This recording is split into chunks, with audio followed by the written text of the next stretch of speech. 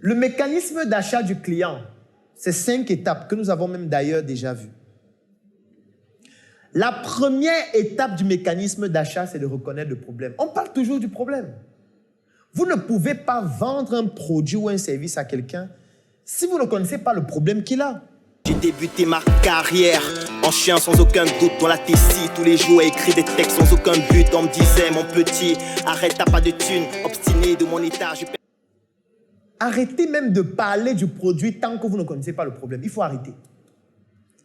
Si vous ne connaissez pas le problème que rencontre le prospect avec qui vous êtes en train d'échanger, ne lui parlez pas d'un produit ni d'un service. Échangez avec lui et poussez-le, soit lui-même à dire le problème qu'il a, soit à travers les arguments que vous utilisez, poussez à ce qu'il se rende compte qu'il a un problème. Parce qu'on peut avoir un problème sans s'en rendre compte. Vous pouvez arriver dans un hôpital, le médecin vous consulte, vous êtes venu parce que vous avez les maux de tête, et le médecin vous dit, il faudrait qu'on réalise un examen. Cet examen s'appelle la numération formule sanguine. Vous payez pour qu'on réalise cet examen. Vous entrez au laboratoire, on réalise l'examen. Et quand le résultat sort, on vous fait comprendre que vous êtes anémié. Que vous avez une hémoglobine à 7 grammes. En fait, vous étiez venu avec les maux de tête, mais on vient de vous faire comprendre que vous avez un autre problème. Donc peut-être les maux de tête, c'est juste une conséquence. Et on peut commencer à vous dire qu'on va vous mettre une poche de sang, ou 2 poches de sang, ou 3 poches de sang. Et là, quand on va vous dire que la poche de sang, c'est 25 000 et que vous devez donner 75 000, qu'est-ce que vous allez faire? En fait, vous allez payer, tout simplement. Vous allez payer. Alors que si on était venu avec 3 poches de sang, on vous dit, je vends le sang. Si vous êtes anémié, vous pouvez utiliser ce sang. Les gens m'ont dit, mais Dieu, tu es un vampire. Tu vends le sang. C'est de ça qu'il s'agit. Il faut toujours reconnaître le problème.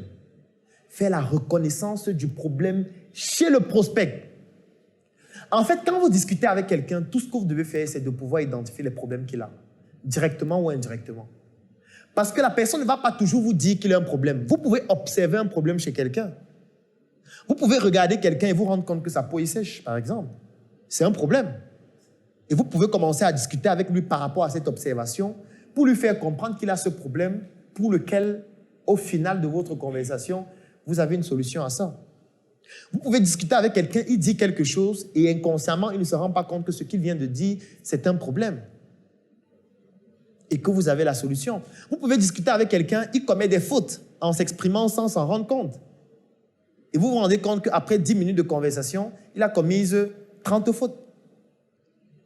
Et ces fautes-là représentent un problème parce que ça peut nuire à sa crédibilité devant un client, devant un de ses partenaires d'affaires, devant un de ses investisseurs.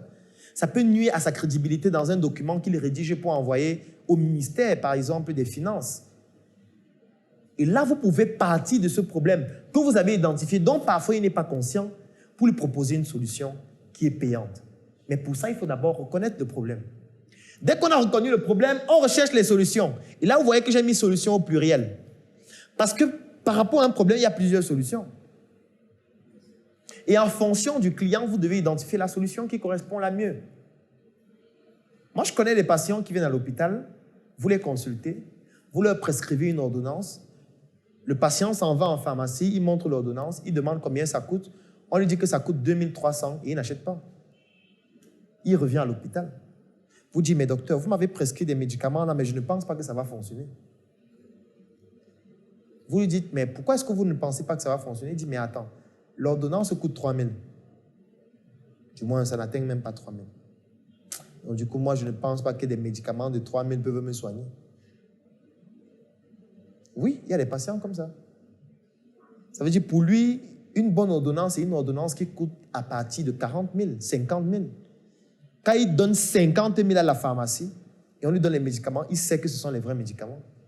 Il sait qu'il va guérir. Alors qu'il y a d'autres patients, si tu fais une ordonnance de 50 000, il sait qu'il va mourir, il est condamné. Puisqu'il va aller à la pharmacie, on dit que c'est 50 000.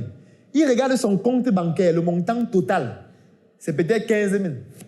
Ça veut dire que lui, il sait qu'il est condamné. Et s'il faut 50 000, il va prendre où? Ça veut dire que quand vous avez 2 personnes qui ont le même problème, vous ne devez pas proposer les mêmes solutions en fonction des caractéristiques de ces personnes. Quelqu'un qui a un statut social supérieur ou économique supérieur à un autre n'aura pas la même solution qu'une autre personne qui a un statut social inférieur. Donc, vous devez contextualiser la solution par rapport à la personne à qui vous êtes en train de la proposer. Ça aussi, c'est la recherche de solutions.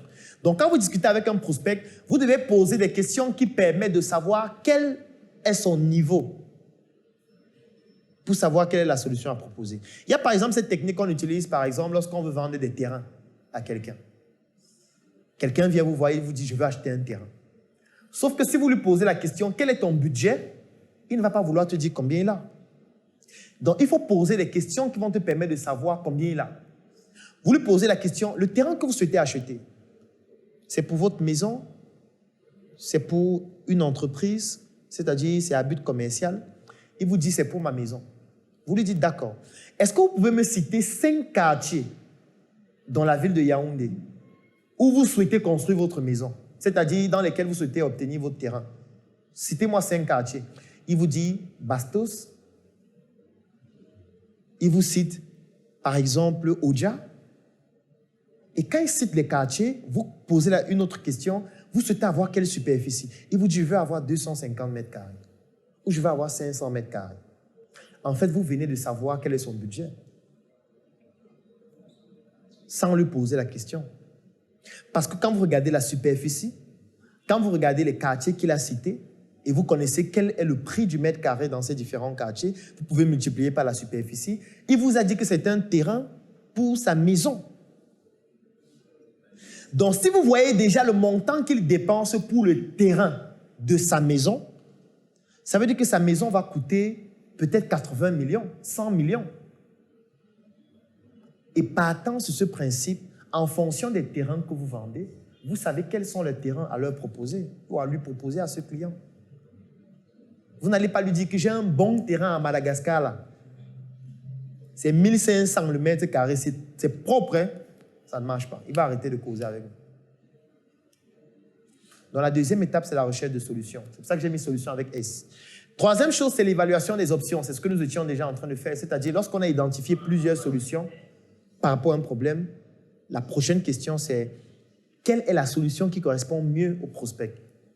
C'est ça qu'on appelle l'évaluation des solutions. Dès qu'on a fini d'évaluer les solutions, la quatrième chose, c'est la décision ou l'acte d'achat. C'est à ce niveau que les émotions doivent intervenir. Si moi, je prends le même exemple de tout à l'heure, je peux jouer sur l'arnaque. Je peux lui raconter une histoire d'une arnaque de quelqu'un qui a perdu 80 millions. Et je lui explique comment ça s'est passé.